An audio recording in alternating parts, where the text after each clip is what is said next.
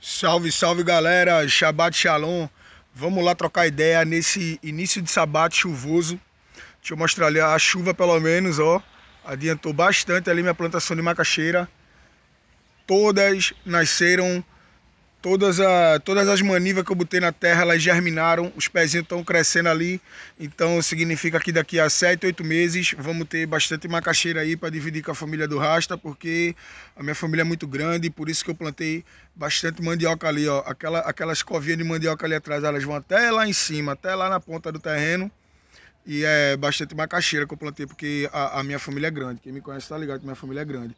Então, vamos lá trocar ideia sobre aquilo que a gente tanto ama, aquela experiência de vida que escolhemos cultivar, sobre a filosofia de vida Rastafari, sobre a tradição Rastafari, a origem da simbologia Rastafari e tudo que tem a ver com esse tema, porque é isso que a gente ama, é isso que a gente gosta, foi isso que a gente escolheu viver e é para isso que a gente tá aqui, tá ligado? Vamos lá. Eu tava lendo sobre experiência espiritual no Quebrar Nagaste. Quebrar Nagaste, para quem não conhece, é a Bíblia Rastafari. E eu estava lendo sobre experiência espiritual, estava tentando detectar informações a respeito de experiências espirituais dentro da Bíblia Rastafari, um livro conhecido como Quebrar Nagaste, que é a escritura mais famosa da Etiópia, é a escritura mais etíope que mais circula no mundo, entre outras nações, e é um livro de extrema importância para quem vivencia a filosofia de vida Rastafari. É um livro de extrema importância, é, independente se você tem a raiz da sua fé, independente se ela é judaica, independente se você vem já de um segmento cristão, independente se você é, tem outras orientações espirituais, que eu não quero falar religião nem religiosidade, eu não quero falar religião, tá bom? Eu não gosto de é, assim do conceito bruto dessa palavra, não tenho nada contra, é porque eu de fato não sou religioso, então religiosidade não é o meu assunto, tá ligado? A gente tá aqui para entender outras questões, porque eu acredito que religião tem um dogma a se seguir, se trabalha no espiritual, com certeza, mas filosofia de vida a gente vivencia, não é algo mecanizado, é algo espontâneo.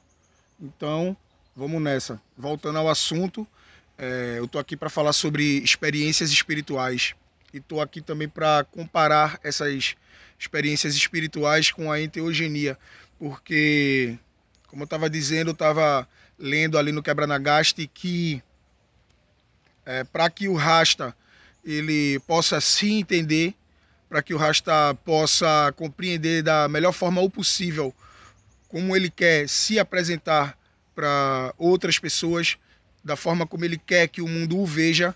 Então esse livro Quebrar Nagaste é uma escritura de extrema importância para que você trabalhe na questão da sua identidade, que você trabalhe na questão da sua vivência, do seu dia a dia, e para que você se entenda como Rasta, entendeu? Para que você se entenda como parte desse movimento Rastafari, dessa filosofia de vida, dessa religião, chame lá como você chamar, você que é Rasta, para que você se fortifique, seus pensamentos, seus sentimentos. É extremamente importante que você tenha em mãos um quebra-nagaste, porque vai fazer com que você tenha uma percepção mais coerente sobre o mundo, sobre o que você enxerga no mundo, como você quer que o mundo te enxergue. Aí voltando ao assunto mais uma vez, eu estava lendo ali no Quebra-Nagaste que sem, é, sem alguns aspectos que são importantes que esse livro carrega, embora tenha uma matriz cristã, tem a origem africana porque veio da Etiópia, mas carrega em si uma matriz cristã porque a tradição ensina que um dos discípulos de Jesus, um dos discípulos de Yeshua, ele, quando rolou a destruição lá do segundo templo, um pouquinho ainda depois da morte de Jesus, essa pessoa, não tenho certeza agora, se não me engano é Filipe. Filipe era casado com uma mulher da Etiópia. Aí, com medo da guerra que estava acontecendo em Israel, com medo da invasão, teve a destruição do segundo templo. Aí, lógico que o cidadão fica assustado numa situação de guerra. Ele fugiu para a Etiópia, que é a terra natal de sua esposa. E desde épocas muito anteriores à época de Yeshua, desde épocas muito anteriores, o povo da Etiópia e o povo de Israel já tem uma ligação muito forte, uma proximidade muito forte, muito quente, entendeu? Aí essa pessoa foi para a Etiópia e lá ficou. Eles não tinham a Bíblia Romana, o Império Romano ainda não tinha constituído o cristianismo que a gente conhece no Ocidente. Ainda não existia Novo Testamento, ainda não existia Apocalipse e esses outros livros aí que completam a tradição cristã. Nada disso estava em mãos ainda da pessoa que precisou fugir para a Etiópia. E ele levou consigo a raiz do cristianismo mais, como é que eu posso dizer, bruto, não sei se é correto dizer a palavra bruto, do cristianismo mais arcaico, talvez seja uma palavra coerente de se usar. Ele carregou consigo aspectos dos primeiros cristãos que existiam, tá ligado? A galera que morria simplesmente porque dizia que seguia Jesus. Essa foi a identidade cristã que chegou na Etiópia. Eles não tinham o Novo Testamento, o que eles tinham em mãos era a Torá. Por isso que o próprio Quebra-Nagast descreve a tradição etíope como se fosse judaísmo para africanos, ou descreve também como se fosse uma vertente cristã. Não, uma vertente cristã não. A primeira vertente cristã e que carrega em si muito do judaísmo, uma influência pesada do judaísmo, na alimentação, nas orações, no cumprimento do Shabat e em tantos outros aspectos do Rastafari que você observa, ele vindo da tradição etíope, ele tem essa característica judaica muito forte, embora tenha a sua matriz cristã. Só que você vai ter que observar que como era o cristianismo dessas pessoas.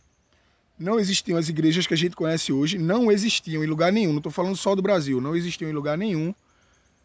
E como era o cristianismo dessas pessoas, se nem a igreja católica existia. Eles praticavam o que Jesus veio ensinar, para eles que não eram do povo judeu, e isso era ser cristão. Como é que eles eram cristãos?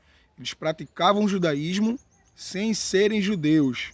Eles não faziam parte do povo de Israel, mas praticavam a fé do povo de Israel, aquele dogma religioso que eu falei no início, que não é a parada que eu sigo, mas eu entendo que existe.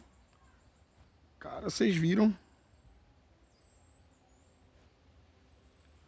Mano, esse cara passou correndo aqui do meu lado, eu me assustei, eu pensei que era um Teju, pensei que era Maeve correndo atrás de alguém, olha lá, ó. É de tanto que eu boto frutinha pra eles, mano. Eles não podem ver eu aqui fora trocando ideia que eles vêm atrás. Mas vamos lá, vamos voltar ao assunto. E aí, bro? Limpeza de Creuza. Vamos voltar ao assunto. Eu tava falando sobre a identidade cristã que é presente na Etiópia e que tem aspectos fortíssimos do judaísmo. Eu já vi pessoas dizendo que é como se fosse judaísmo para africanos. Eu já vi pessoas dizendo que é a primeira identidade cristã que surgiu no mundo, muito antes do Império Romano lançar aí o Novo Testamento, Constantino, o calendário gregoriano e essas paradas aí. A Etiópia já praticava a fé que você conhece através da Torá, porque foi com esse livro que o discípulo de Yeshua foi para a Etiópia. Então era desse livro que o discípulo de Yeshua extraía ensinamentos. E é por conta desse livro da Torá que o Quebra-Nagast ele é permeado por simbologia que tem origem no povo de Israel. Por que é praticado na Etiópia, que é outro país, é um lugar tão distante, e por que o povo insistiu em praticar a religião de outro povo. Vocês lembram que o Quebra-Nagaste tem como um dos principais objetivos narrar a trajetória da princesa africana, Maqueda. Antes dela engravidar do rei Salomão, ela faz uma viagem até Israel para poder conhecer o país mesmo, para ver como é que era lá, entender a tradição do povo, entender como aquele povo conseguiu estruturar uma nação com base na espiritualidade. Ela acreditava que quando você aplica a educação partindo de conceitos espirituais, você consegue edificar uma nação forte, uma nação próspera. Então ela foi pessoalmente até Israel, ela saiu do seu reino, ela saiu do seu castelo e foi pessoalmente até Israel estudar, conhecer o rei Salomão. E quando ela voltou, foi que ela voltou com esses pensamentos mudados e com a proposta de aplicar isso para o seu povo. No entanto, na Etiópia, aí não tem esse lance de protagonizar a narrativa de outro povo. Não tem esse lance de roubar a identidade de alguém. Não tem esse lance de apropriação cultural. Não tem esse lance de excluir alguém por conta da sua etnia. Nessa época ninguém pensava nisso, nessa época não existiam esses assuntos. Então as pessoas estavam em busca de paz, as pessoas estavam em busca de educação, de equilíbrio na mente. Porque quando a gente equilibra a mente, a gente consegue trabalhar o coração da forma correta. E a filosofia Rastafari ensina isso. Independente se você é religioso ou não. A filosofia de vida Rastafari, quando você vivencia o Rastafari, você acaba aprendendo isso, que você deve se afastar do mal sempre que tem oportunidade. Você aprende que você deve cultivar aquilo que você tem oportunidade em mãos de cultivar, porque depender do sistema, esperar pelo sistema, se não tiver ali para comprar, eu não tenho, isso é prejudicial, não só para o nosso corpo, mas também para o nosso espírito. Então, são coisas que eu aprendi vivenciando diretamente a filosofia de vida Rastafari, e são coisas que você vai ver na Bíblia depois, umas coisas que você sempre praticou, umas coisas que você sempre acreditou, mas que você ainda não conhecia a fonte. Porque também é natural que para determinados assuntos a gente não desperte o nível de curiosidade. Assim como a gente que nasce no Brasil, aqui a gente tem muita coisa para ocupar a mente da gente, aqui tem muita tradição também dos brasileiros, tem muita música, tem muita identidade forte, tem muita miscigenação entre etnias que no passado só faziam guerrear, e o brasileiro em si ele já tem a identidade muito, como é que eu posso dizer, a identidade do brasileiro ela é muito misturada, muito não só miscigenada fisicamente, mas ela também é muito misturada culturalmente. E isso acaba influenciando no espiritual do brasileiro. O próprio brasileiro tem essa dificuldade de ter curiosidade sobre sua ancestralidade, seja ela judaica, indígena ou africana. É sempre um caminho difícil para a gente percorrer em busca de informações quando a gente quer retornar para a nossa ancestralidade, quando a gente quer retornar à fé dos nossos ancestrais, quando a gente quer conhecer os nossos ancestrais, seja lá qual for a etnia do brasileiro, sempre existe muita dificuldade de montar o quebra-cabeça. E eu acredito fielmente que a tradição Rastafari ajuda nessa questão, porque ancestralidade tem a ver com a vivência Rastafari. Buscar os seus ancestrais tem a ver com a vivência Rastafari. Assim como também tem a ver com a vivência do xamanismo, aquilo que a gente aprende lá, com enteogenia, mas isso é assunto para outro vídeo. Então eu vim aqui falar para vocês um pouco sobre o Quebra-Nagaste. Ainda vou falar bastante sobre o Quebra-Nagaste, a Bíblia Rastafari, porque eu estou lendo no momento para poder trazer para vocês aqui mais conteúdo e mais pensamentos, mais esclarecimentos a respeito dessas ideias e a respeito dessa simbologia que a gente escolheu viver. É isso aí. Shabbat Shalom, galera. Até o próximo vídeo. É isso mesmo. Quando eu tiver macaxeira ali eu vou colher, vou fazer um videozinho bem legal também pra gente ver como deu certo aí o nosso plantio de mandioca, nosso cultivo de macaxeira. Valeu, povão!